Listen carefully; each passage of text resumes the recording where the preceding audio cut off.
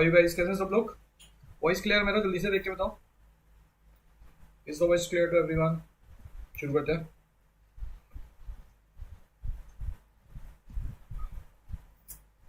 चलिए जी। Good afternoon. तो आज हम करने वाले guys, as the name indicates, you can ask me anything, you can ready with your questions and the query is related to CAT and moment preparation. थोड़ा delay definitely चलता है। आपके जो क्वेश्चन है उसके आंसर थोड़े लेट आएंगे, तो आप अपने क्वेश्चन पोस्ट करते रहो, मैं देखता जाऊँ।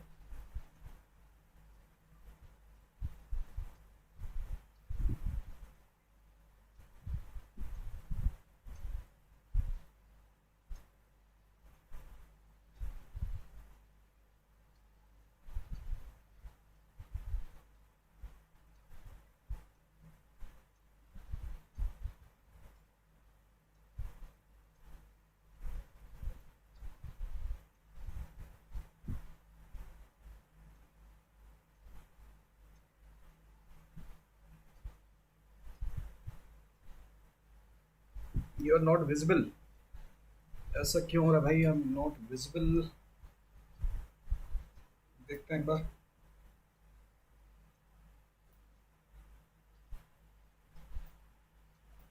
वीडियो तो आ रहा है मेरा, why am M not visible? Streaming भी हो रहा है।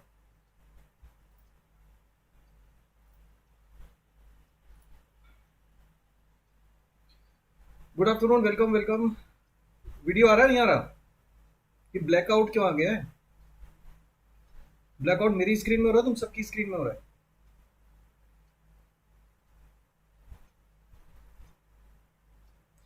Black screen, sir our future is visible.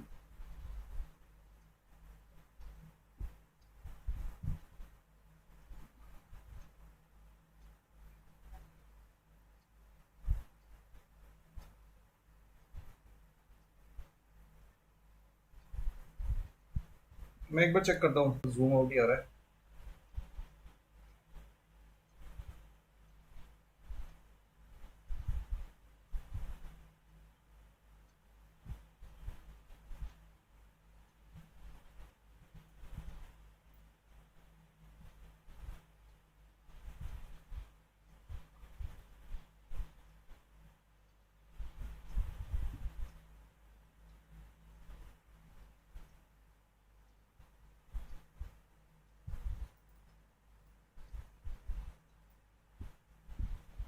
ये भी नहीं आ रहा है।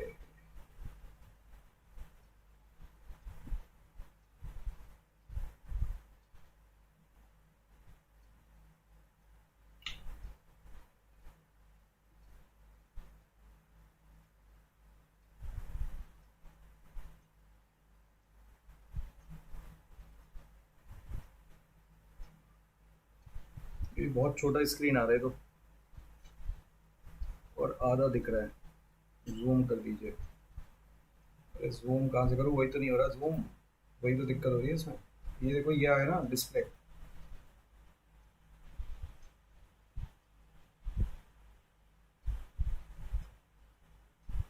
मैं करता हूँ, रुको एक मिनट। चेंज करते हैं इसके डेज, किसी और दिन रखते हैं फिर ये वाला सेशन, अगर नहीं हो रहा है तो। चेक करके बताओ, मुझे लग नहीं रहा होगा।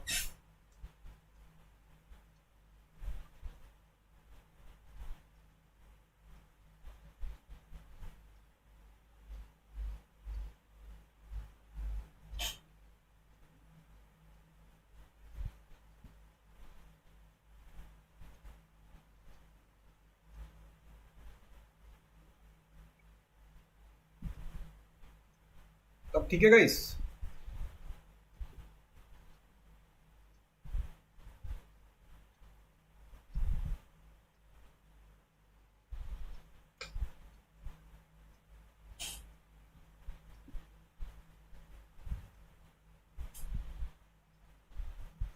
तुम्हारी चैट नहीं आ रही तुम लोगों की।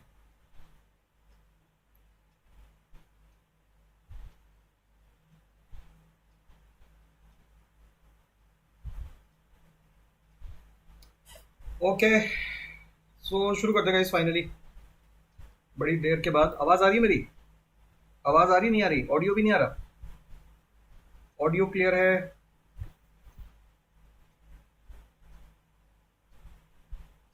ऐसे ही ठीक है, अब तो सही हो गया। अब ऐसे ही ठीक है, क्या क्या मतलब है? अरे अब तो ठीक हो गया है। देख के बताओ, वॉइस आ रही है नहीं आ रही है? अरे पहले क्वेश्चन तो, पहले मेरे को ये तो बताओ वॉइस है या नहीं? आ रही है ना? बस तो चलो फिर शुरू करते हैं। ओके, तो गाइस फाइनली काफी देर बाद सेशन आ गया। हमारा सेशन है आज का ask me anything, queries related to CAT and OMET preparation. यहाँ पे थोड़ा सा डिले आएगा आपका चैट, बट आप पूछ सकते हो जो भी आपकी क्वेरी है। और एक बार ग्रुप पे इन्फॉर्म कर दो। चलो आ गए सब लोग, बढ़िया, ठीक है, डन है। तो अब हमारा गाइज एक बार मैं थोड़ा सा बता दे रहा हूँ, फिर आपका जो भी क्वेरी होगा देन विल डिस्कस। ये आपका कैट एप्लीकेशन फॉर्म आ गया है। अच्छा, इसके फॉर्म फिलिंग की डेट मैंने रखी है 5th of July, sorry 5th of अगस्त, 3 बजे। तो ये मिस नहीं करना है सबको। इसका मैं पूरा डिटेल एनालिसिस लेने वाला हूँ, कैसे फॉर्म फिल करना है। इस सेशन के बाद ही आप फॉर्म फिल करोगे, उससे पहले नहीं। एक बार मेरे को बताने दो, फिर आपकी जो क्वेरी होंगी फिर मैं एड्रेस करता हूँ। तो फॉर्म फिलिंग सेशन 5 अगस्त को 3 बजे प्लान हो गया है, ये मिस नहीं करना है गाइस सबको। इंपॉर्टेंट डेट आप लोगों को पता है, कल से ही रजिस्ट्रेशन शुरू हो गए 10 बजे से, और 13 सितंबर तक चलेंगे। और अक्टूबर 25 को आपके एडमिट कार्ड, और लगभग आपके पास 110 डेज बचे हैं। आप तो तैयारी करना शुरू कर दो ढंग से, जो भी आपके सिलेबस है। और ये सिलेबस है गाइस, इसको नोट कर लो पहले तो। काफी लोग ये वरी हैं कि हमारा सिलेबस कैसे कंप्लीट होगा, तो मैंने आपको एक बार सिलेबस का लिस्ट भी दे दिया है। इस सिलेबस को अपने प्रिंट आउट लेके अपने रूम पे या कहीं भी लगा लो, डेस्क पे लगा लो। और यहाँ तक हमारा पूरा जो जो हो गया आपका टॉपिक, उस पर टिक करते जाओ। और उसके बाद आपका जो रह गया है उस पर मार्क करते जाओ। इसको हम सिलेबस खत्म करेंगे, उसके बाद फिर हम रिवीजन और प्रैक्टिस सेशन शुरू करेंगे। इसका एक प्रिंट आउट जरूर ले लो। जो जो हो गया आपका, अर्थमेटिक हो गया, टिक लगा लो। एल्जेब्रा चल रहा है हमारा। एल्जेब्रा अगर हम अपने बैच की बात करें तो लीनियर हो गया, सर स्पेशल हो गया, क्वाड्रेटिक हो गया, इनइक्वालिटी हो गया, मॉड्यूलस हो गया। और सेकंड वाला हमारा सेशन शुरू होने वाला है, जिसमें हम ये सारे टॉपिक पढ़ेंगे, जो हमारा 9th ऑफ अगस्त से शुरू हो रहा है, 5 to 7 गाइस।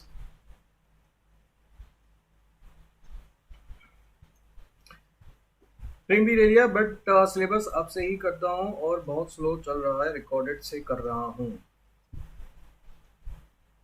गाइस। सर सौम्य को क्या हो गया है?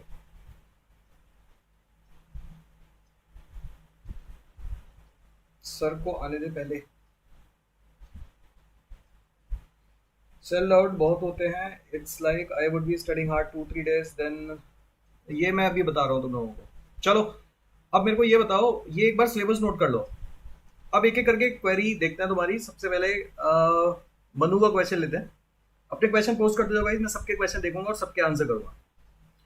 Sir, in Tita question, if I'm not sure about the answer, should I type the nearest answer because no negative but affect the score somewhere else? No.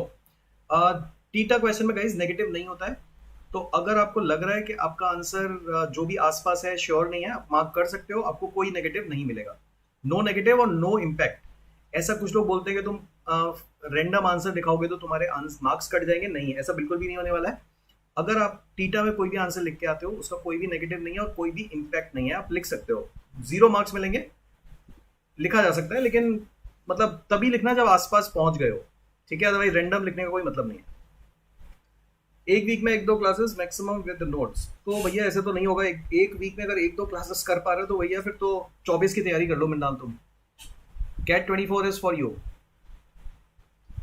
अगर एक हफ्ते में 1-2 classes कर पा रहे हो तो फिर रहने दो। मेरे को सेल्फ डाउट बहुत होता है। It's like I would studying hard for 2-3 days, then एकदम से फील आएगा कि इतनी मेहनत क्यों नहीं हूँ, क्यों कर रही हूँ, कुछ नहीं होने वाला है, सो हाउ टू डील। अगर तुम्हें अपने ऊपर ही कॉन्फिडेंस नहीं है कि मैं मेरी मेहनत का कोई रिजल्ट मिलेगा, देखो ऐसा बहुत बार होता है कि हम हार्ड वर्क करते हैं और उसका कोई रिजल्ट नहीं आता है। ऐसा हो सकता है, there is no result, possibility है, राइट?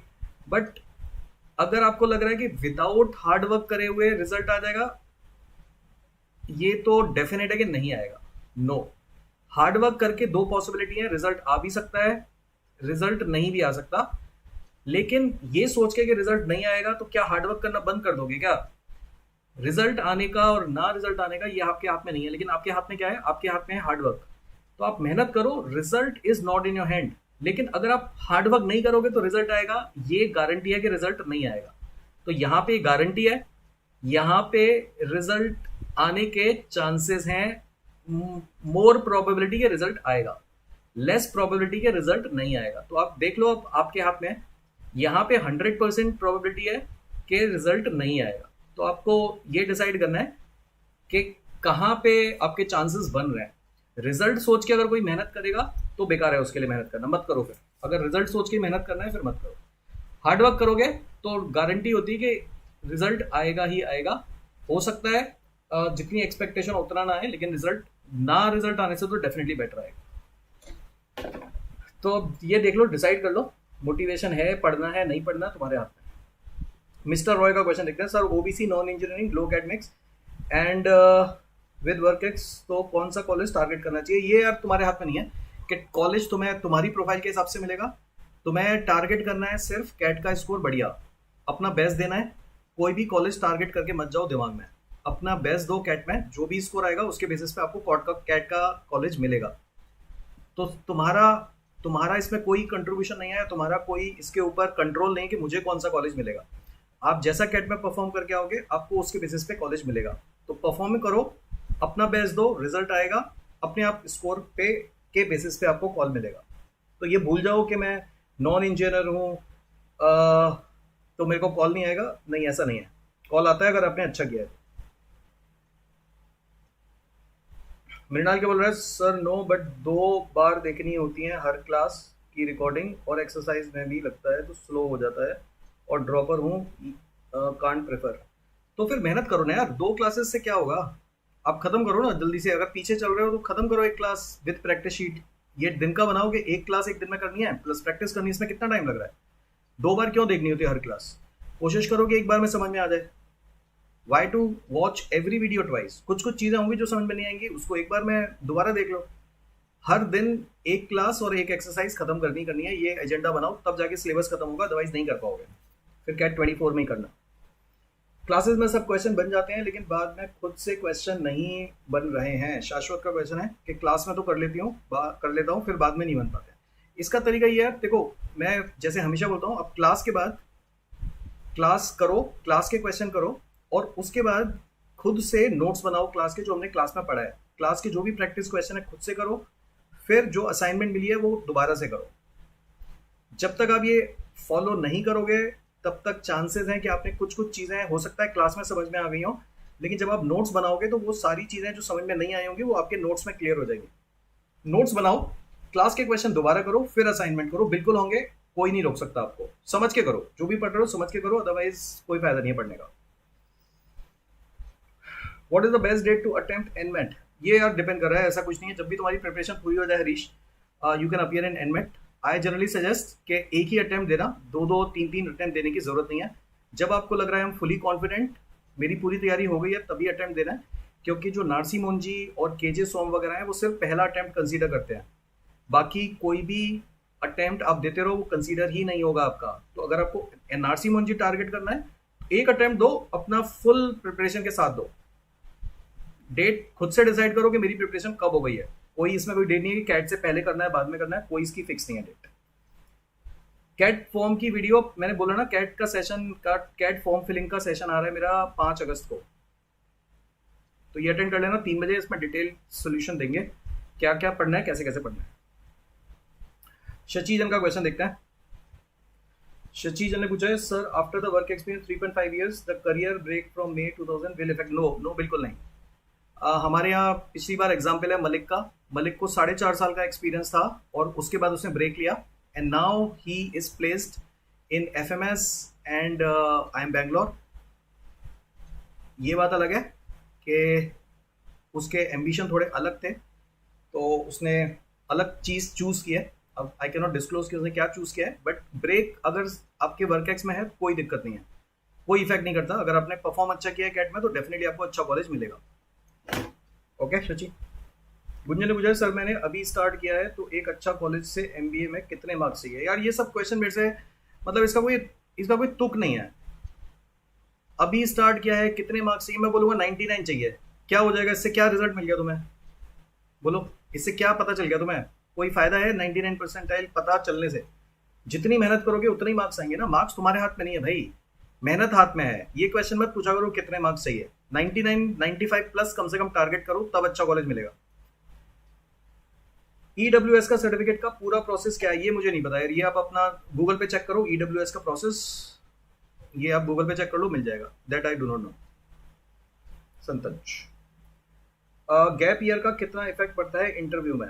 हर्ष, इतना कोई इफेक्ट नहीं पड़ता। अगर आप साथ में कुछ कर रहे हो तो आप इस क्वेश्चन का आंसर बड़े आराम से दे सकते हो।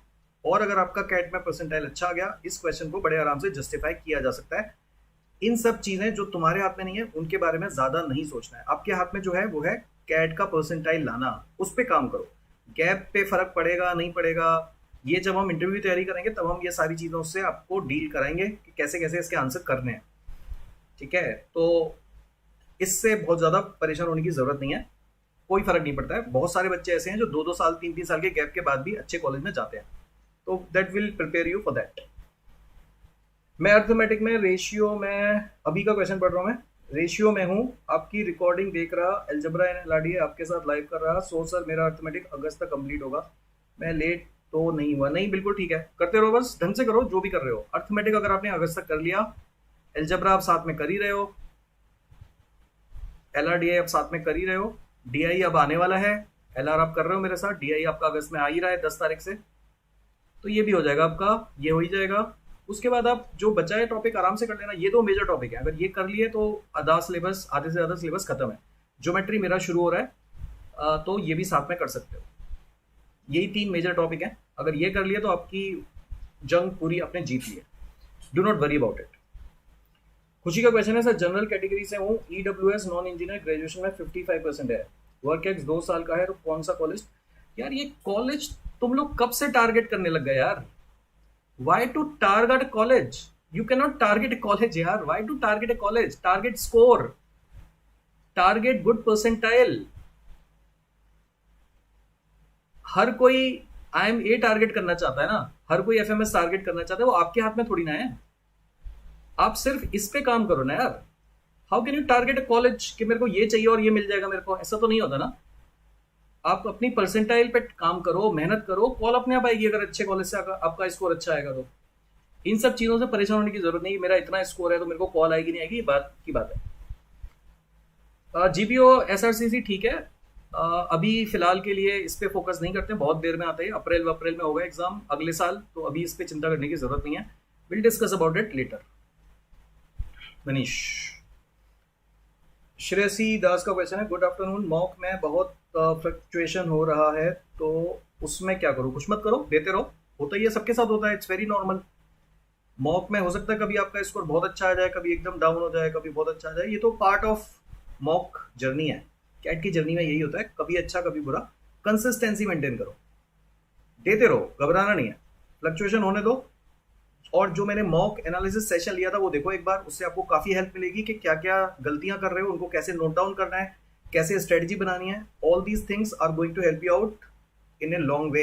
इसको देखो मॉक एनालिसिस सेशन को, इससे आपको काफ़ी हेल्प मिलेगी। Best way to revise the topic that we have covered. Best way यार विजय, ये तुम तो एक बार कर चुके, तुम तो ऑलरेडी कर रहे हो। आई थिंक रैंडम क्वेश्चन करते रहते हो, अच्छी बात है, करते रहो। और चाहे तो टॉपिक वाइज टेस्ट देना शुरू कर सकते हो, सेक्शनल टेस्ट देना शुरू कर सकते हो। बेस्ट वे तो यही होता है, ऑनलाइन टेस्ट दो, रैंडम क्वेश्चन करने से बेटर है कोई एक टॉपिक पकड़ के टेस्ट दो या फिर सेक्शनल टेस्ट दे दो, पूरा रिवाइज हो जाएगा। एक एक क्वेश्चन करने से बेटर है इकट्ठा 40 मिनट का एक सेक्शनल टेस्ट दो। अर्थमेटिक का दे दिया, कभी ज्योमेट्री का दे दिया, देते रहो ये टेस्ट। जो भी टेस्ट सीरीज लिया है उसमें आपको हेल्प मिलेगी, इससे बढ़िया कोई तरीका नहीं है। संस्कृति, sir I do classes regularly and sheet, but जब भी कोई नई क्वेश्चन देखती हूँ डर लगता है करने में या फिर आंसर सही नहीं निकल पाती। आफ्टर सीइंग सॉल्यूशन लगता है ये तो इजी था, कॉन्फिडेंस जीरो हो जाता है। इससे तो यार यही तरीका है। संस्कृति का आपका जो कंसेप्ट है ना, उस पर आपको थोड़ा सा और बेटर वे में काम करना पड़ेगा। आप घबरा क्यों रहे हो? अगर आपको आता है कंसेप्ट तो उसको ट्राई करो, नहीं होगा ज़्यादा से ज़्यादा घबरा पहले ही करने से पहले घबरा जाओगे तो कैसे काम चलेगा? ट्राई तो करो, नहीं होगा तो ठीक है, सोल्यूशन देख लो। लेकिन सोल्यूशन तभी देखा करो जब कम से कम 2 बार ट्राई कर लिया है, फिर भी नहीं हो रहा, तब जाके सोल्यूशन देखो, अभी नहीं, इनिशियली नहीं। तो पहले अपना अटेम्प्ट देना है बेस्ट। और कॉन्सेप्ट क्लियर होंगे तो यार क्वेश्चन तो हो ही जाते हैं। क्वेश्चन मत रटो, कंसेप्ट सीखो, उस पे मैं हमेशा फोकस करता हूँ। कॉन्फिडेंस धीरे धीरे अपने आप बिल्डअप हो जाएगा। शिवम का क्वेश्चन है, सर आपके साथ एलआरडीआई कर रहा हूँ, रिकॉर्डिंग से लेक्चर कर रहा हूँ, खुद से सेट सॉल्व नहीं होते, जब आप सॉल्व करते हो तो समझ जाता है। इसका तरीका यही होता है, कुछ ना इनिशियली गलती ये करते हैं काफी लोग कि एलआरडीआई में टाइम नहीं लगाते हैं। हमसे सेट सॉल्व नहीं हुआ तो हम गिव अप कर देते हैं कि चल मुझसे तो नहीं हो रहा, सोल्यूशन देख लेता हूँ। ये तरीका गलत है, ये तरीका गलत है। इनिशियली क्या होता है, जब आप एलआरडीआई के सेट सॉल्व करते हो ना तो नहीं होते हैं, लेकिन आपको इसमें क्या करना है, आपको सोल्यूशन तब तक नहीं देखना है जब तक आपने कम से कम 1 घंटा 2 घंटे नहीं लगा लियो एक सेट पे। इनिशियली टाइम लगेगा, लगाओ टाइम। जब तक टाइम नहीं लगाओगे तब तक वो टाइम कम भी नहीं होगा।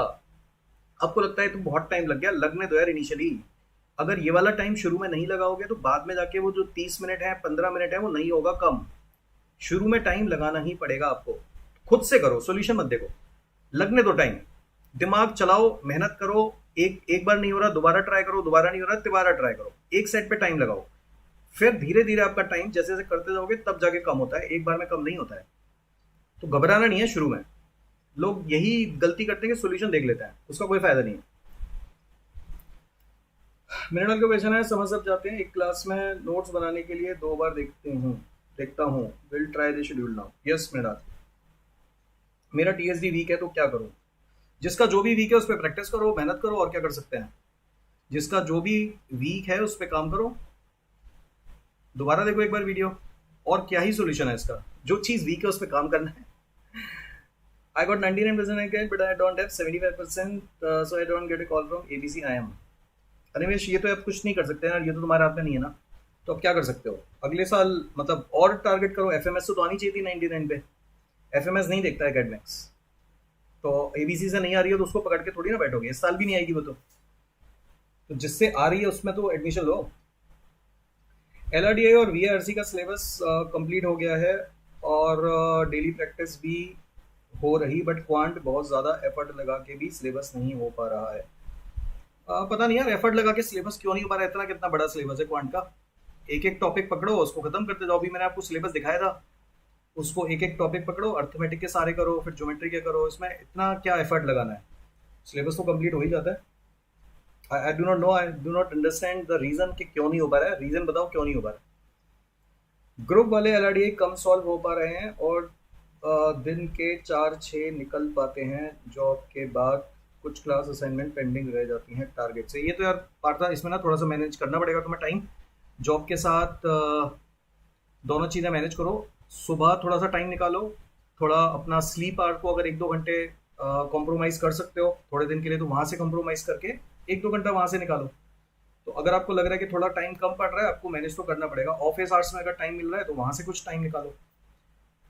टाइम तो यार तुम्हें ही मैनेज करना है, इसमें आपको देखना है कि हम किस किस कहाँ कहाँ से अपने टाइम को यूटिलाइज कर सकते हैं। वेस्ट मत करो, कहीं ना कहीं से टाइम निकालो। शलवी का आंसर देखते हैं, सर आपकी सारी लाइव क्लासेस देख रही, algebra and LRDI from diagram, arithmetic backlog से लाइव टाइम नहीं मिल पा रहा because of 2 classes, 1 live and 1 recorded and your sheet please guide. ठीक कर रहे हो, आई थिंक कोई दिक्कत नहीं है यार। और क्या चाहते हो करना? लाइव क्लासेस देख रही है, algebra and LRDI, arithmetic backlog से लिए टाइम नहीं मिल पा रहा। बैकलॉग से कर रहे हो ना अर्थमेटिक? अर्थमेटिक की एक एक करते जाओ या ऑल्टरनेट करते जाओ यार। एक क्लास देख लो और चाहे उसकी असाइनमेंट अगले दिन कर लो। अलजेब्रा भी तो ऑल्टरनेट ही होता है। एक ऑल्टरनेट हमारा अलजेब्रा चल रहा है, एक ऑल्टरनेट हमारा एलआरडीआई चल रहा है, और बाकी अर्थमेटिक साथ में करते रहो। क्या दिक्कत है इसमें? इतना तो सिलेबस नहीं है बहुत ज़्यादा। एक ही तो क्लास चल रही है मेरी अलजेब्रा की, वो भी ऑल्टरनेट डेज, एलआरडीआई भी ऑल्टरनेट डेज। 2 घंटे की क्लास है, अब एक क्लास 2 घंटे की अलग से निकालो, 4 घंटे दे दो दिन के, इससे ज़्यादा क्या चाहिए? प्रैक्टिस करो फिर। प्रैक्टिस शीट आपकी 2 घंटे और ले जाएगी, 6 घंटे हो गए। और बाकी अगर आपको वीआरसी के लिए टाइम मिल रहा है 1-2 घंटे, तो वीआरसी पढ़ो। वीआरसी में तो रीडिंग है बस मेनली, तो 8 घंटे तो पढ़ना पड़ेगा ना यार। 6 घंटे इस पे लगाओ, 2 घंटे इस पे लगाओ, आई थिंक मैनेज होना चाहिए मेरे हिसाब से। तो देखो एक बार कोशिश करो, अपना टाइम टेबल बनाओ। मैं डेली आपकी प्रैक्टिस शीट और क्लासेस भी करती हूँ सर। मैं अगर क्वेश्चन देखती हूँ तो सॉल्व नहीं होते मुझसे, मॉक में या ग्रुप पे आते हैं जो। यार देखो, मैं यही बोलता हूँ, कुछ लोग ऐसे बोलते हैं कि हमारे कंसेप्ट तो क्लियर है बट हम क्वेश्चन नहीं सॉल्व कर पाते हैं। मुझे यार कोई रीज़न नहीं दिखता कि अगर आपके कंसेप्ट क्लियर हैं तो आपके क्वेश्चन क्यों नहीं सॉल्व होंगे। आप लोगों ने करा क्या है मालूम है? आप लोगों के साथ जो दिक्कत है, ये जो बच्चे बोलते हैं ना हमसे क्वेश्चन सॉल्व नहीं होते, उनके साथ दिक्कत ये है कि वो जो देखे हुए क्वेश्चन है वो कर लेते हैं और जो नया क्वेश्चन आता है वो नहीं कर पाते हैं।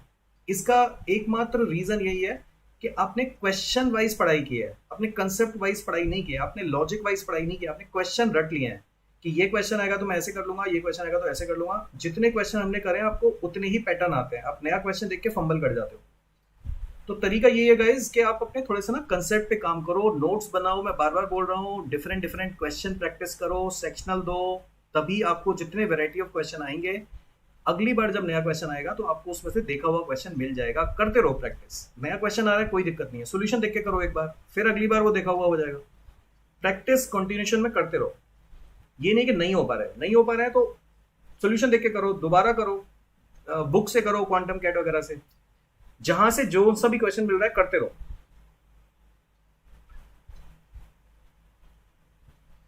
अर्थ क्या बोल रहा है? आर्ट अनुष्का, एलआरडीआई में मार्क्स नहीं आ रहे हैं, डेली 2 सॉल्व करते हो तब भी। मार्क्स का यार वही है, सेट सिलेक्शन बहुत इंपॉर्टेंट होता है। अगर आपने गलत सेट पिक कर लिया तो आप चले जाओगे, नहीं कर पाओगे, लेकिन अगर आपने सेट सही पिक कर लिया तो आप कर लोगे।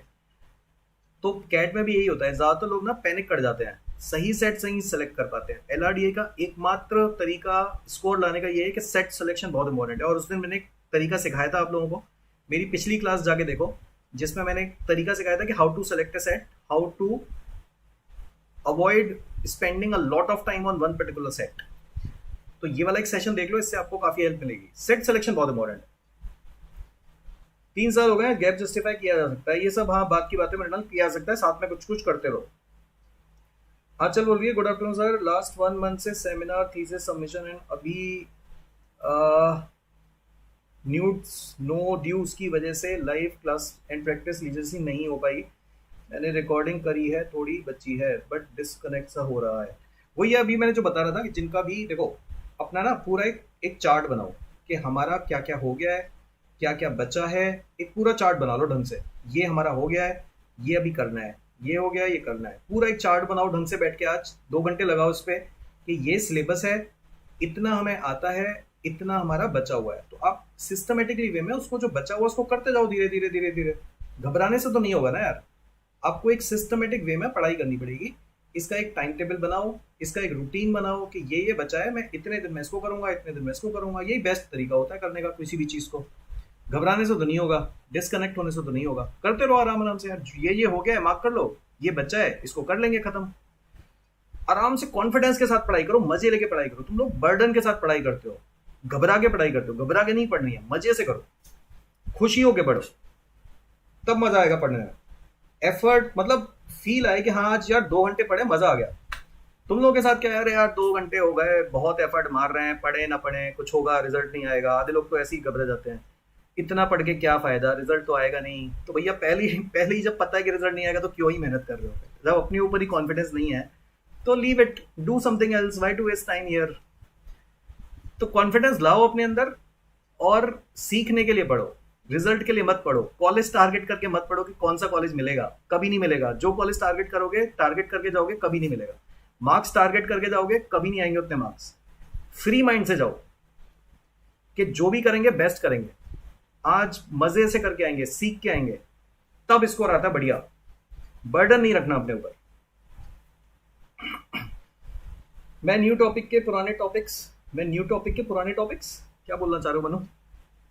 मैं न्यू टॉपिक्स के पुराने टॉपिक्स कर रहा हूं simultaneously. Sir major connected topics बता सकते हो, लाइक टीएसडी से रेशियो में? अभी मैंने टीएसडी, यार मैं तो देखो हमेशा बोलता हूँ कि कोई भी टॉपिक ना तो कोई बहुत इंपॉर्टेंट है ना कोई बहुत कम इंपॉर्टेंट है। मेरे हिसाब से जो, अगर हम पिछला ट्रेंड देखें तो अर्थमेटिक और एल्जेब्रा तो सबको करना चाहिए पूरा पूरा complete, not even a single topic should remain, और ज्योमेट्री भी। बाकी तुम अपने हिसाब से देख लो यार, नंबर्स कितना करना है नहीं करना है। मैं तो बोलूंगा सब करो।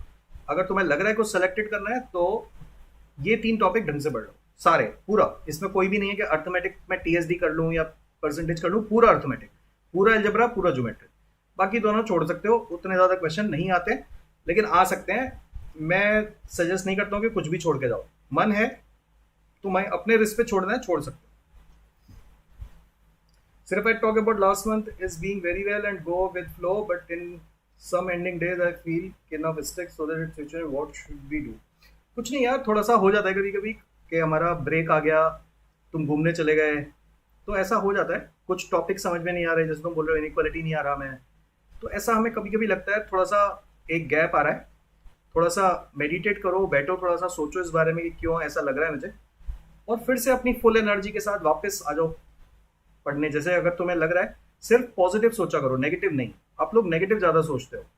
थिंक पॉजिटिव मोर, कि हमने ये कर लिया, ये हो गया हमारा। तुम लोग क्या बोलते हो कि हमारा ये बचा है, ये बचा है। नहीं यार, क्यों सोचना है बचा है? ये सोचो ना क्या क्या कर लिया। करा हुआ तुम्हारे ज्यादा टिकाएंगे, कम जो बचा हुआ है उसको कम टिकाएंगे। जब इस टिक को देखोगे तो कॉन्फिडेंस आएगा, जब इस टिक को ज्यादा देखोगे ना तो कॉन्फिडेंस लूज आउट होता रहेगा कि कब होगा सिलेबस, ये बचा हुआ है। नहीं, एक तुमने कहावत सुनी होगी बहुत, कि ग्लास आधा खाली या आधा भरा, जिस नजरिए से जो देखता है उसका नजरिया वैसे ही हो जाता है, हाफ एम्प्टी या हाफ फुल। तो अगर हाफ एम्प्टी की तरफ से देखते रहोगे तो एम्प्टी ही रह जाओगे, और जो देखेंगे कि नहीं यार हमने आधा सिलेबस कर लिया है, सिर्फ आधा बचा है, तो जो यहां से सोचेगा उसका कॉन्फिडेंस लेवल डेफिनेटली बूस्टअप होगा। जो यहां से सोचेगा वो वैसे ही डाउन हो जाएगा कि भैया मेरा तो कुछ नहीं हुआ, आधा सिलेबस बचा है अभी तो पूरा का पूरा। ये तो सोचो कि हमने आधा कर लिया है, आधा ही बचा है। Think differently, think positively. अगर समझ में आएगी मेरी बात, काम करोगे उस पर तो डेफिनेटली फायदा होगा, नहीं तो फिर रिजल्ट बेकार हो जाएगा। अगर कॉन्फिडेंस लूज आउट कर दिया इस स्टेज पे, बहुत क्रूशियल स्टेज है इस वक्त। इस वक्त काफी सारे बच्चे डीमोटिवेट हो जाते हैं और अपनी प्रिपरेशन छोड़ देते हैं। ये अपने आप को मोटिवेट करते रहो। कैसे हमें मोटिवेट रहना है through out the preparation. Mock में जो भी रिजल्ट आ रहा है कोई दिक्कत नहीं है, और मेहनत करनी है और प्रैक्टिस करनी है, गिव अप नहीं करना है, रिजल्ट के बारे में नहीं सोचना है, जितना हो गया है उस पर काम करना है। समझे? वीक में डेली कितने मॉक्स, ये कोई फिक्स नहीं है मनीष, जितने मॉक्स देना चाहो, जितने दे सकते हो उतने दे दो। फिलहाल के लिए आई जनरली सजेस्ट टिल अगस्त 2 देते रहो, मतलब 4 in a month, and then you can take it after अगस्त। सितंबर, अक्टूबर, नवंबर आप चाहे तो 6 भी दे सकते हो सितंबर में, और उसके बाद थोड़ी और फ्रीक्वेंसी बढ़ा सकते हो, जितने दे पाओ यार, उसका कोई फिक्स रूल नहीं होता। LRDI does not have any specific syllabus, but then I come across one which include clocks and calendar. छोड़ दो, भूल जाओ यार, clocks and calendar ऑलरेडी हमने कर लिया है। In the exam general sets are only asked, could you please नहीं, ये टॉपिक मैंने अभी अभी आपको बताया था पीछे, अगर आपने मेरा सिलेबस देखा है DILR का उतना कर लो। DILR में क्लॉक्स, कैलेंडर ये सब ओमेट में आते हैं, कैट में नहीं आते हैं। Forget it. Blood relation, direction sense ये सब ओमेट में आएंगे, कैट में नहीं आएंगे, राइट? तो कैट में भूल जाओ, ओमेट के टाइम पे इनको करेंगे आराम से। जितना पढ़ाया जा रहा है उतना ही सिलेबस आएगा, जनरल सेट आएंगे।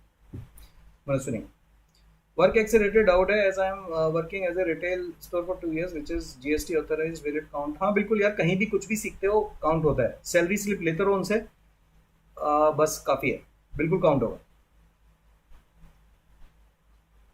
शिवम का क्वेश्चन है, यूए इस पर पर्टिकुलर टॉपिक्स कर रहा हूँ, इधर एक्यूरेसी इंक्रीज नहीं। यार मैं नहीं बोल सकता क्यों नहीं हो रही है, मेहनत करते रहो। Answer want your suggestion exam should also fill, वो मैं सारे सेशन लूंगा देव। कौन से एग्जाम फिल करने हैं वो मैं सारे सेशन लेने वाला हूँ। 5 तारीख को कैट का फॉर्म फिलिंग सेशन है, वो कर लेना। उसके बाद एक जेड का सेशन आएगा, और मैं ये बात करूंगा कि कौन से एग्जाम देने हैं अदर देन कैट, उसका भी एक सेशन करेंगे, ठीक है? वो आप चिंता छोड़ दो, अपनी प्रिपरेशन में ध्यान दो, इसकी चिंता मेरे ऊपर छोड़ दो।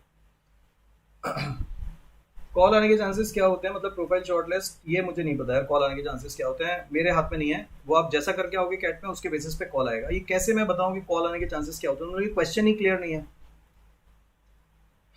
Do you think we should put more efforts while picking set for LRDA group? Many sets are not that legible as you pick for LRDA class, your opinion?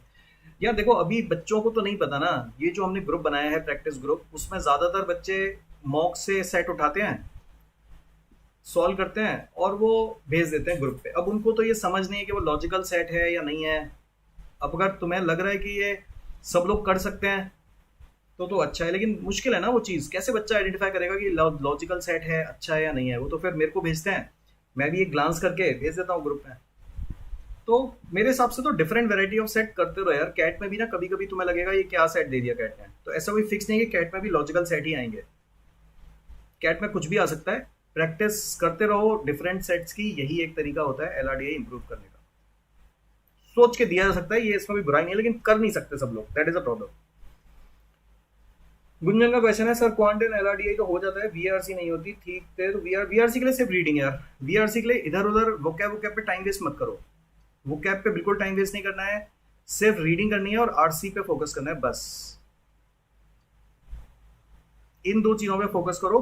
Para jumbles वगैरह सब इसमें अपने आप कवर अप हो जाते हैं। अगर आपकी रीडिंग ठीक है, पैरा जंबल्स वैसे ही निकाल लोगे, पैरा समरी वैसे ही निकाल लोगे। तो बाकी सब कुछ रिलेटेड है with the reading and RC. No other thing is required. Handwritten notes बनाना इंपॉर्टेंट है जब हमारे पास एनोटेशन वाली फाइल होता है, या जो इंपॉर्टेंट नहीं, वही तो चक्कर है ना यार, यही तो चक्कर है। मेरे हिसाब से एनोटेशन वाली फाइल ना तुम एक उसमें डाल देते हो, बस एक फोल्डर बनाया और उसमें डाल दिया। लेकिन जब आप नोट्स बनाते हो ना, तो आप वो चीजें खुद हाथ से अपने लिख रहे हो, हाथ से निकल रही हैं, समझ के लिख रहे हो। उस पॉइंट ऑफ टाइम पे आपने उसको सिर्फ वहां पे डाल दिया। आधी चीजें उसमें ऐसी होंगी जो समझ में आई हैं, आधी चीजें ऐसी होंगी जो नहीं आई हैं। जब नोट्स बनाओगे तो एक एक चीज, एक एक एग्जाम्पल दोबारा से क्लियर हो जाएगा। तो मेरे हिसाब से तो जो भी बच्चा क्लास कर रहा है उसको नोट्स जरूर बनाने चाहिए विद एग्जाम्पल, एक एक के साथ। एक बार लिख लोगे पूरा चैप्टर आपका क्लियर है। तभी तो मैं बोल रहा हूँ काफी बच्चे सिर्फ क्वेश्चन वही कर पाते हैं जो हमने क्लास में किए हैं, नए क्वेश्चन नहीं कर पाते हैं क्योंकि उन्होंने कंसेप्ट नहीं समझे हैं, एग्जाम्पल नहीं लिखे हैं।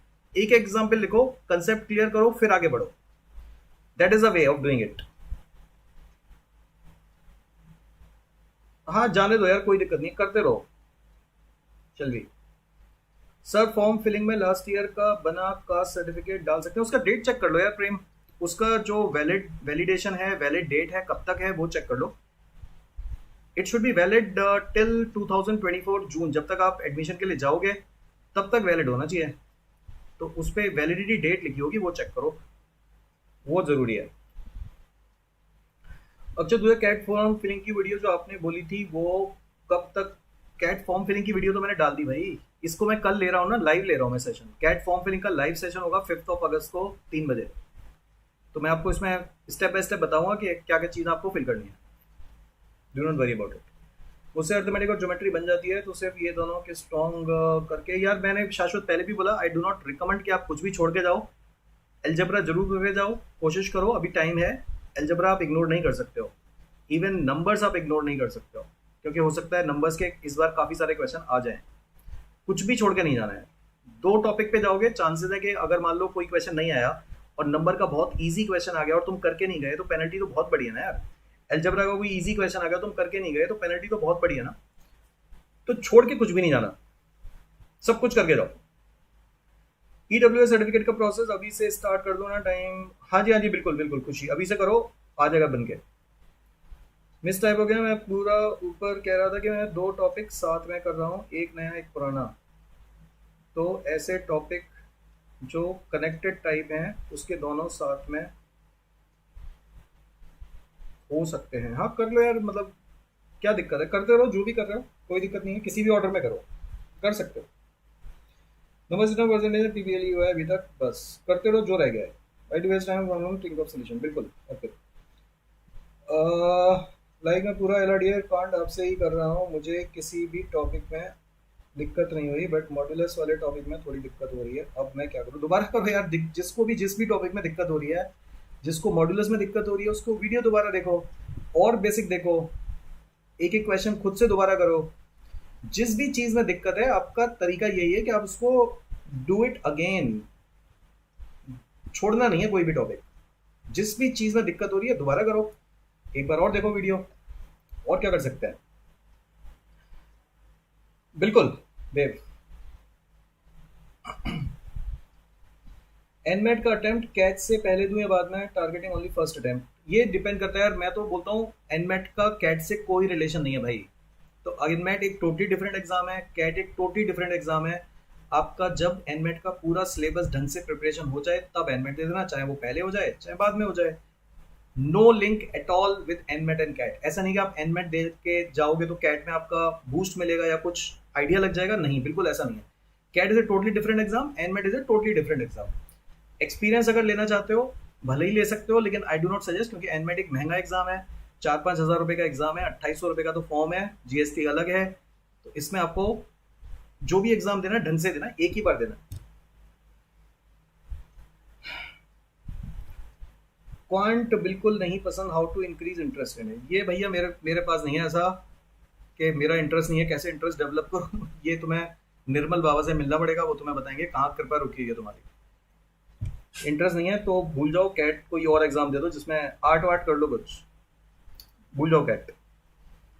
मेरा काफ़ी सिलेबस बाकी है, मुझे मॉक्स कब अभी से। सिलेबस कभी ख़त्म नहीं होगा, कुछ ही जितना आता है उतना करो, सिलेबस का वेट मत करो, मॉक्स देना शुरू करो, मॉक्स अभी से दो।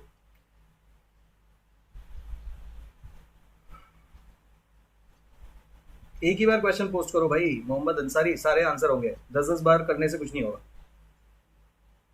जब हम मॉक देने के बाद एनालाइज करते हैं, अमीशी का क्वेश्चन है, तो जो टॉपिक हमने अभी तक नहीं पढ़ा उसके क्वेश्चन कैसे एनालाइज करें, वो तो समझ ही नहीं आते। हाँ तो छोड़ सकते हो अभी फिलहाल के लिए, जो टॉपिक नहीं पढ़े अभी फिलहाल छोड़ सकते हो, जो पढ़े उनको एनालाइज कर लो। जब दोबारा करते जाओ उन क्वेश्चन को वापस जाके देखते जाओ, जैसे जैसे टॉपिक खत्म होते जाएंगे आप जो क्वेश्चन आपके रिमेनिंग है उनको जाके कर लो कवर, अभी छोड़ सकते हो। मेरे पास ओबीसी का सर्टिफिकेट नहीं है, मैं बनवा रही हूँ अभी, तो क्या फॉर्म फिलिंग में प्रॉब्लम आएगी? अगर आपके पास ओबीसी का नहीं है तो फॉर्म फिलिंग तब तक कैसे करोगे, क्योंकि उसमें तो आपको नंबर डालना पड़ेगा ना, कास्ट नंबर वगैरह डालना पड़ता है, सर्टिफिकेट भी आपको सबमिट करना पड़ता है फॉर्म फिलिंग के टाइम पे। तो जब तक आपके पास सर्टिफिकेट है ही नहीं तो आप फॉर्म फिलिंग कैसे करोगे, बिल्कुल आएगी दिक्कत। तो जब सर्टिफिकेट आ जाए तभी फॉर्म फिल करना, कोशिश करो 13 सितंबर जो भी डेट है उससे पहले आ जाए, 13 या 25 है जो भी डेट है उससे पहले आ जाए, तो कोशिश करो ये वाली। काजल, एलआरडीआई के सेट्स हो जाते हैं पर हमें प्रॉब्लम आती है, उनके शॉर्ट सॉल्यूशन नहीं मिल पाते, मतलब बहुत लॉन्ग। उसका यार सॉल्यूशन ऐसे ही मिलेंगे, सॉल्यूशन हर जगह हमारे क्लास वाले तो नहीं मिलेंगे ना, जो हम क्लास में करते हैं या हम जो देते हैं सॉल्यूशन वो तो नहीं मिलेंगे ना।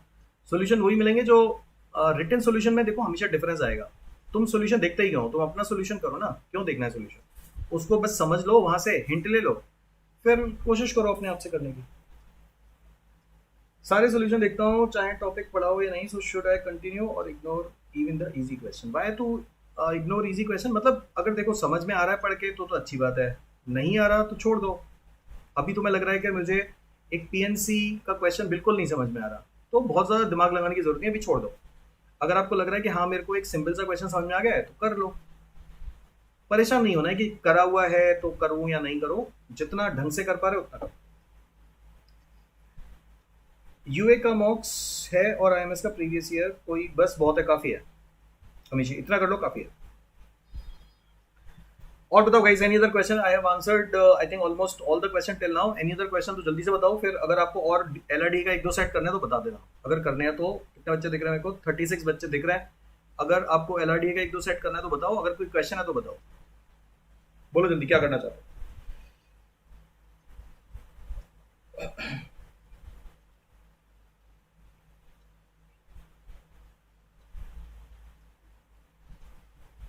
बस तो यार वही चाहिए ना, कैट में जो आएगा उस पर देखो ना, मॉक से परेशान मत हो। कैट के क्वेश्चन अगर आप कर पा रहे हो इट्स गुड, मॉक के क्वेश्चन अगर नहीं भी हो रहे इट्स ओके, क्वेश्चन कैट के लॉजिकल होंगे।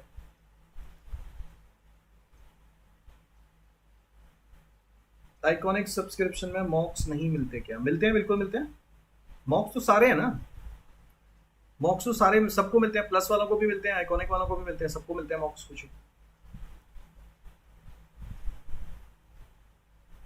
जब तक पूरा सिलेबस हो जाए तब तक कर सकते हैं यार, खुद ही बोल रहे हो कि मेरे से सिलेबस खत्म हो गया। जब एक बार सिलेबस खत्म हो जाए तब पूरा मॉक उठा के दे देना एक बार दोबारा। यूए का मॉक इजी है आपकी, क्योंकि यूए के मॉक में मार्क्स आते हैं बट आईएमएस के, हाँ थोड़ा सा अंतर है, आई एग्री कि यूए के मॉक्स थोड़े से इजी हैं, लेकिन अगेन कंपैरेटिव एनालिसिस है, अगर आईएमएस की मुश्किल लग रहा है तो वो सबको मुश्किल लग रहे होंगे, उसमें परसेंटाइल जैसा भी आ रहा है उसको देखा करो, स्कोर मत देखो, परसेंटाइल देखो कहाँ स्टैंड कर रहे हो बाकी में कंपेरिजन करना है। सेट, चलो कर लेते हैं। ये वाला सेट मैंने दिया था गाइस, ट्राई किया तुम लोगों ने? ये वाला सेट दिया था, ये ट्राई किया आप लोगों ने या नहीं? Two of Sachin Rahul and Laxman that centuries.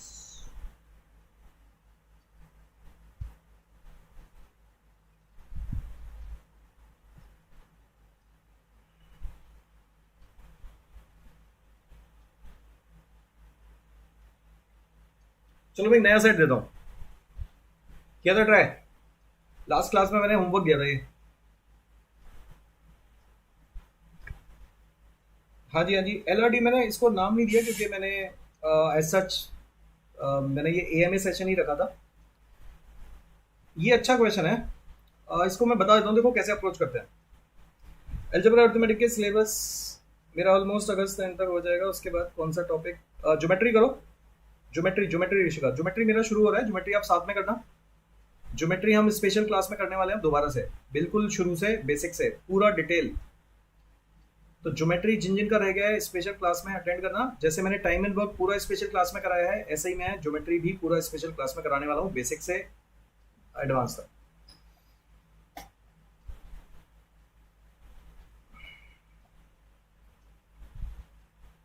नया सेट कराऊं? चलो नया करते हैं एक सेट। ये वाला भी मैंने ग्रुप पे डाला था, ये भी मैं बता दूंगा, बहुत इजी सेट था ये वाला करते हैं एक सेट, चलो नया करते हैं। मैं वाला बता दूंगा, पहले ये वाला कर दो। ये सबके लिए नया सेट है, आसान सेट है, होना चाहिए।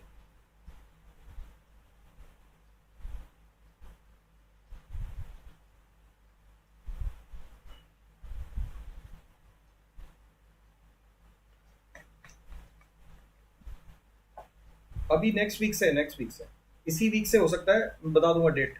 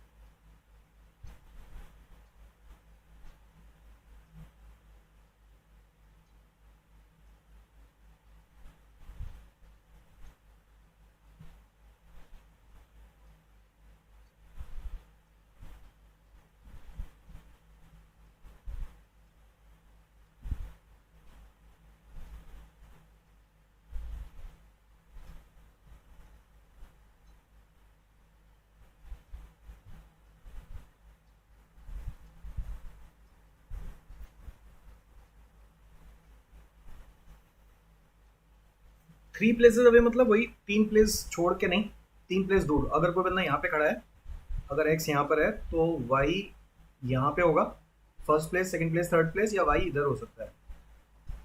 अवे मतलब दोनों साइड हो सकता है, इधर भी हो सकता है, इधर भी हो सकता है।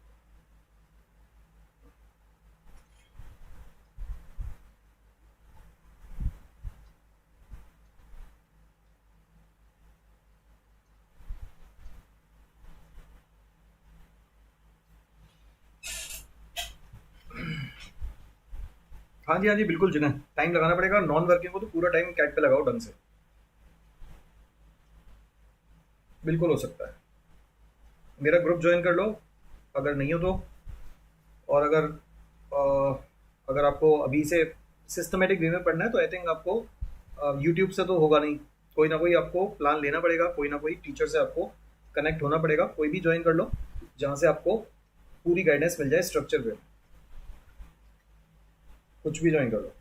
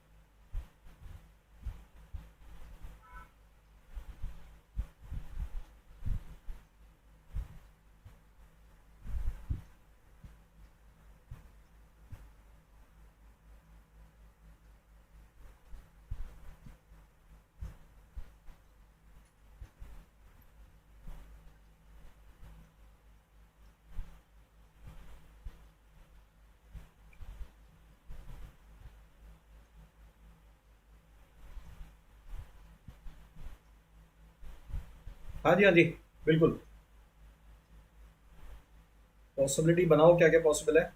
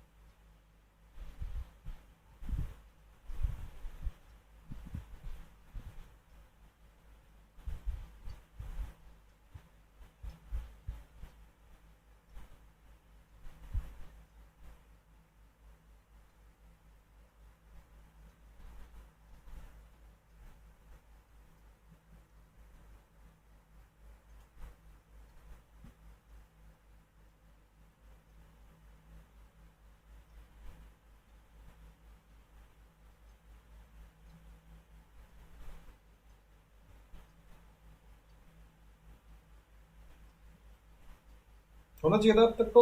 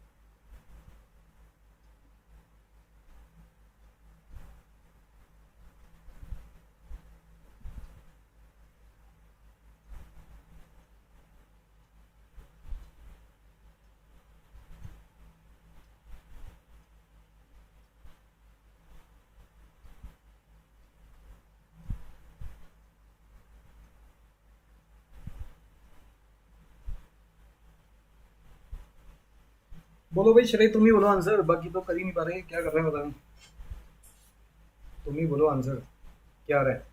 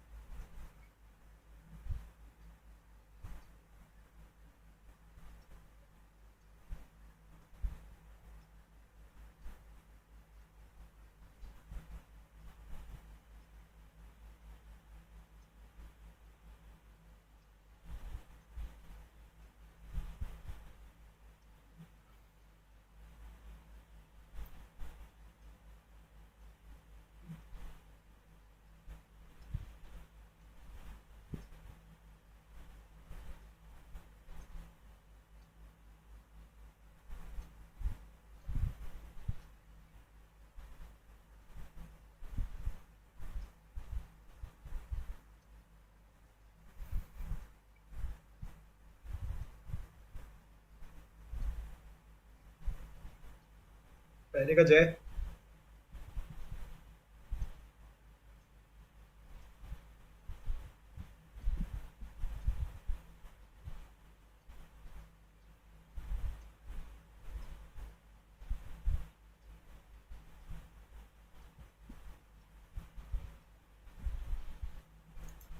ओके, ज्यादातर लोगों का जय आ रहा है पहले का।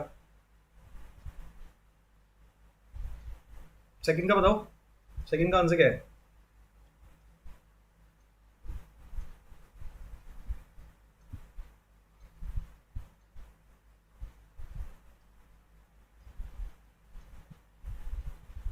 जो लोग ई बोल रहे हैं आंसर, इसका आंसर बताओ क्या आ रहा है।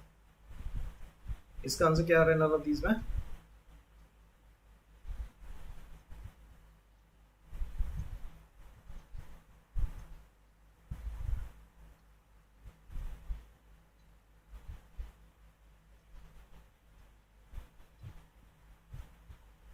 14।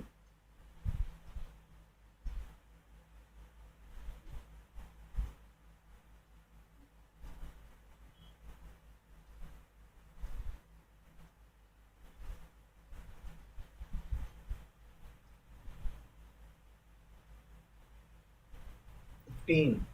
15 है किसी के पास? 15 तो है ही नहीं। विषय का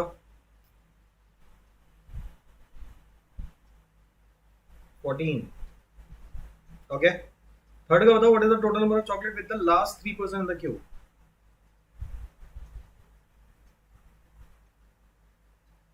60।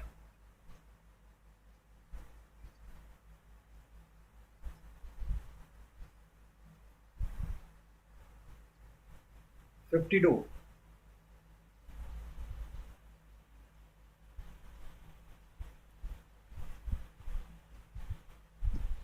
42।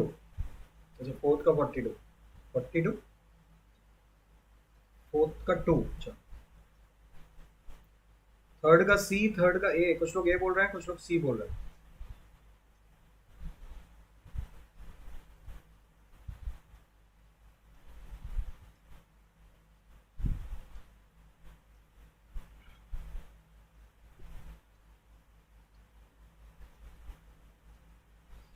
चलो देखते हैं गाइस, सेट देखते हैं एक बार क्या था।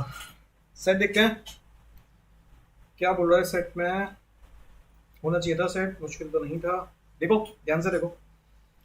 Each of the six person A, K, J, L and P are standing in a queue, one behind the other। तो 6 लोग खड़े हैं।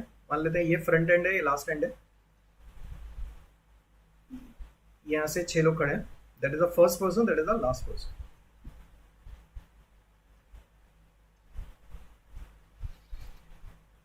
Each person has with him a different number of chocolate among 10, 14, 18, 19, 23 and 29। Okay, it is known that the pair of adjacent a pair of adjacent to each other, the difference between the number of chocolate with the two of them is greater than 4। मतलब कम से कम जो difference है वो 5 होना चाहिए।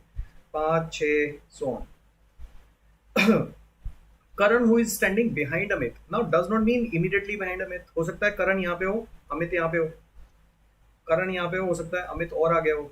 अमित हो सकता है एडजेसेंट भी हो। तो behind does not mean immediately behind, कहीं भी हो सकता है। तो ये सब छोटे छोटे पॉइंट है जो इकट्ठा आपको सोच के फिर आगे बढ़ना है। करण अमित से पीछे है, कहां पर है नहीं पता। Has 4 chocolate more then the number of chocolate with the person standing at the end of the Q. यहां पे जो भी बंदा खड़ा है एंड में, इसके पास जितनी भी चॉकलेट है करण के पास उससे 4 ज्यादा हैं। तो क्या क्या हो सकती है गाइस? इसके पास 10 और इसके पास 14 हो सकती हैं, बिल्कुल पॉसिबल है। इसके पास 14, इसके पास 18 हो सकती हैं, पॉसिबल है।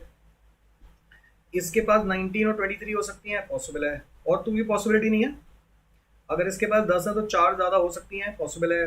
14 से 4 ज्यादा 18 हो सकती हैं, और 19 से 4 ज्यादा 23 हो सकती हैं। 3 केस पॉसिबल है। अब इसमें से एक केस आपका एलिमिनेट हो जाएगा, with the person standing at the end of the queue. Karan के पास पता चल गई इतनी है।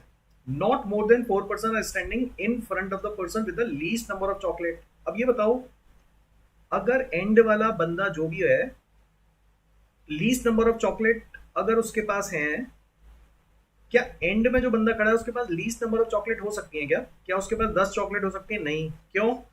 क्योंकि वो बोल रहा है not more than 4 person standing in front of the person with the least number of chocolate. तो अगर मैं इसको बोलूं कि इसके पास 10 हैं, तब तो इससे 5 लोग ज्यादा हो गए ना।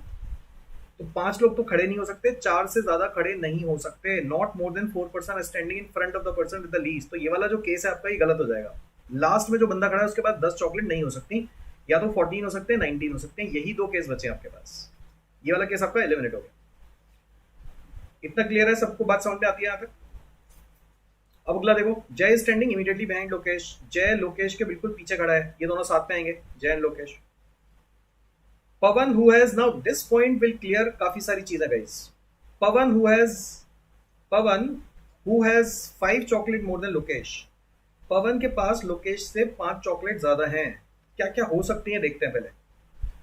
पहले देखते हैं क्या क्या पॉसिबिलिटी है। क्या लोकेश के पास 10 हो सकती हैं तो इसके पास 15? नहीं। क्या इसके पास 14, इसके पास 19 हो सकती हैं? हो सकती हैं। 5 ज्यादा होनी चाहिए इसके पास, तो लोकेश से 5 ज्यादा होनी चाहिए, तो 19 हो सकती हैं। 18 और 23 हो सकती हैं, पॉसिबल है। 19 और 24 तो नहीं पॉसिबल, 23 और तो भी पॉसिबिलिटी है। 2 पॉसिबिलिटी है गाइस। इतना बताइए यहां तक सेट समझ में आ गया? हमने सारी इंफॉर्मेशन पढ़ ली है, यहां तक बात समझ में आती है? तो अब मेरे को ये बताओ मेरे भाई, करण के पास श्योर है कि 18 और 23 में से कुछ होंगी ना। तो अब ये बताओ, क्या लोकेश और पवन के पास 18-23 हो सकती हैं? क्या ये कॉम्बिनेशन इनके पास हो सकता है? नहीं। क्योंकि अगर ये वाला कॉम्बिनेशन इनके पास दे दोगे तो करण के पास कितनी आएंगी? ना तो करण के पास 18 आ सकती, ना 23 आ सकती। आपने ये दोनों चॉकलेट तो इनको दे दी, तो यानी कि इनके पास जो चॉकलेट थी वो ये नहीं थी। चॉकलेट ये ना यहाँ, यानी कि इनके पास chocolate, number of chocolate fix हो गई 14 और 19 गाइस। एवरीबडी नाउ, तो लोकेश के पास हो गई 14 और पवन के पास हो गई 19, ये फिक्स हो गया। अब इसके पास तो दोनों केस पॉसिबल है, दोनों केस पॉसिबल है ना। अभी तो करण के पास 18 भी हो सकती हैं, 23 भी हो सकती हैं। अभी आप एलिमिनेट नहीं कर सकते। अब ये बताओ, लोकेश लास्ट में हो सकता है क्या? लोकेश के पास 14 हो सकती है क्या आप ये वाला केस ले सकते हो? क्या हो सकता है ये वाला बंदा लोकेश हो? नहीं, ये वाला बंदा लोकेश तो नहीं हो सकता, क्योंकि उसने एक लाइन बोली है आपको कि जय is standing immediately behind Lokesh. अगर लोकेश को आप लास्ट में ले लोगे तो लोकेश के पीछे जय कैसे आएगा? यानी कि लोकेश के पास लोकेश यानी कि लास्ट में नहीं था। लोकेश के पास 14 तो थी, लेकिन लोकेश लास्ट में नहीं था। यानी कि जो लास्ट में बंदा था वो कौन था? लास्ट में जो बंदा था उसके पास 19 चॉकलेट थी, और करण के पास कितनी थी? करण के पास 23 थी। ये वाला स्टेटमेंट बताइए, खत्म हो गया आपका सेट। आपका सेट खत्म हो गया, जल्दी से बताइए। लास्ट में जो बंदा खड़ा है उसके पास 19 है, यानी कि पवन लास्ट में खड़ा है, और करण के पास 23 है। इतना बता दो, क्वेश्चन आपका खत्म है गाइस। जल्दी से बताइए।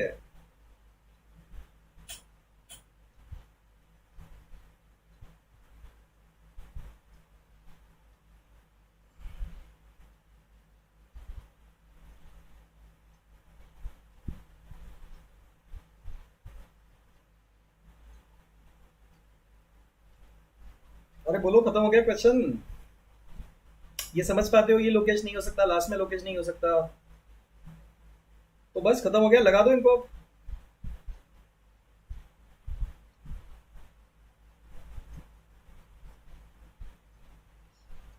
लास्ट में कौन है? लास्ट में 19 वाला बंदा है पवन। पवन के पास 19 है। अब ये बताओ हमें क्या क्या मिसिंग है पवन से। Pawan who has 5 chocolate more than Lokesh is standing 3 places away from Amit. तो अमित कहाँ खड़ा होगा? अमित यहाँ खड़ा होगा, अमित यहाँ पे होगा और करण इसके पीछे होगा। करण इज बिहाइंड अमित। तो करण यहाँ भी हो सकता है, करण यहाँ भी हो सकता है, कहीं भी हो सकता है। लेकिन ये बताओ करण यहाँ हो सकता है क्या? नहीं। क्यों? क्योंकि अगर करण यहाँ पे होगा तो उसके पास 23 चॉकलेट होंगी और उसने आपको बोला है कि एडजेसेंट के पास जो डिफरेंस है वो 4 से ज्यादा होना चाहिए। No two for any pair of person adjacent to each other the difference between the number of chocolate with the two of them is greater than 4। इनका डिफरेंस 4 है, यानी कि ये दोनों साथ में नहीं हो सकते। यानी कि करण यहाँ नहीं था, करण डेफिनेटली यहाँ था। ये पॉइंट क्लियर है? एक एक चीज पढ़ा करो क्वेश्चन की, तो ये सब आपके दिमाग में बैठ जाए एक बार में। तो करण यहाँ आ गया, करण के पास 23 चॉकलेट हो गई। अब ये बताओ ये दोनों साथ में आएंगे, जय और लोकेश। दो ही जगह बची है आपके पास साथ वाली, यहाँ पे तो नहीं आ सकते। तो जय और लोकेश यहीं पे आएंगे इन एनी ऑर्डर, मतलब इन एनी ऑर्डर क्या, जय लोकेश के पीछे खड़ा है, लोकेश के पास 14 चॉकलेट है। तो अब ये बताओ 18 चॉकलेट क्या इसके पास हो सकती हैं? जय के पास नहीं। क्या 18 चॉकलेट इसके पास हो सकती है? नहीं। इनका डिफरेंस 1 हो जाएगा, इसका डिफरेंस 4 हो जाएगा। तो 18 ना तो इसके पास हो सकती है ना इसके पास। तो अमित के पास 18 चॉकलेट फिक्स हो गई। अगर अमित के पास 18 हो गई तो यहाँ पे रतन नहीं बचा है, रतन यहाँ पे आएगा। और चॉकलेट कितनी बची है आपके पास? एक 10 है और एक 29 है। ये बताओ क्या इसके पास 10 हो सकती है क्या? नहीं, क्योंकि 10 होंगी तो फिर 4 का डिफरेंस आ जाएगा। तो इसके पास 29 होंगी, इसके पास 10 होंगी। टाटा बाय बाय, खत्म हो गया आपका सेट। जो सा क्वेश्चन आंसर करना है you can answer any question now. तो जो लोग थर्ड क्वेश्चन का आंसर 60 बोल रहे थे वो गलत है, आंसर 52 है। जल्दी से बताइए।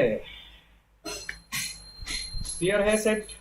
सारे खत्म हो गए क्वेश्चन। अच्छा सेट था, छोटा सा सेट था लेकिन अच्छा सेट था, लॉजिकल। हिट एंड ट्रायल की जरूरत नहीं थी। अगर आप बहुत सारे केसेस बनाने चले जाओगे तो आप गए। ये वाला जो पॉइंट था वो बहुत इंपॉर्टेंट पॉइंट था। यही मैं बोल रहा हूं, कैसे अप्रोच करना है सेट को, यही इंपॉर्टेंट होता है।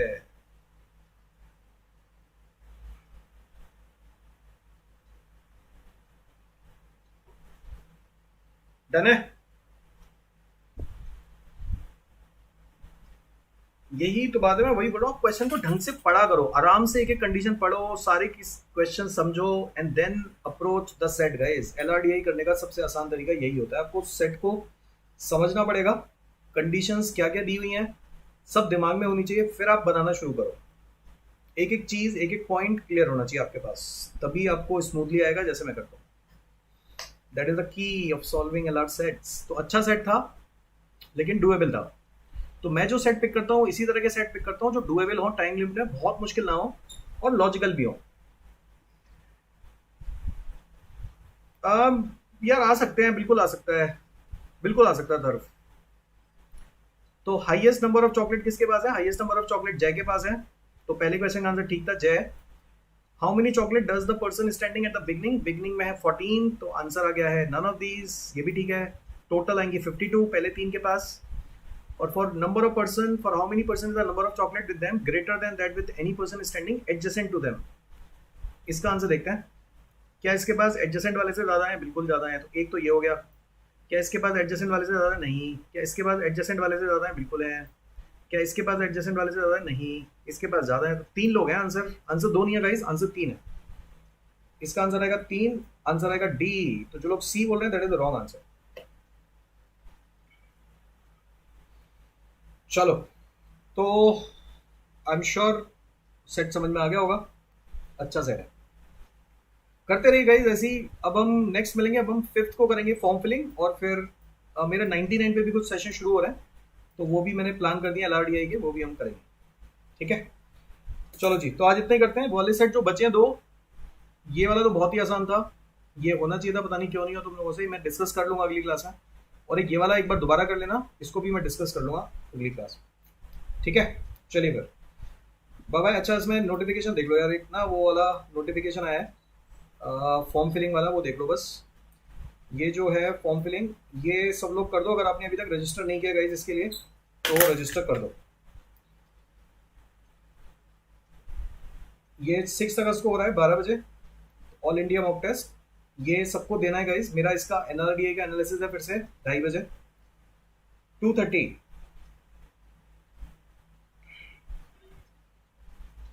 कैट का फॉर्म आ गया है ना? हाँ जी हाँ जी, 2:30 to 4:30 गाइज, ये अटेंड कर लेना। उसी दिन संडे को मेरा सेशन है एलआरडीआई का, और इसमें आप स्कॉलरशिप तो जीत ही सकते हो। 10 लर्नर को उसमें फ्री जीडीपी सब्सक्रिप्शन भी मिलेगा, और कैट फॉर्म की फी रिफंड हो जाएगी। लास्ट ईयर भी काफ़ी लोगों की रिफंड हुई थी। Top 50 learner from every test to get in person mentorship. 50,000 plus ले रहे हैं लोग, और इसका एनालिसिस तो हम करेंगे डिटेल, तो इसके लिए एनरोल कर दो अगर आपने नहीं किया। हाँ जी टूर्नामेंट करेंगे रात में। बाकी बैचेस तो आपको पता ही है। चलो, तो मेन इंफॉर्मेशन वही थी, वो एक बार देख लेना, उसके लिए रजिस्टर कर देना। Bye bye.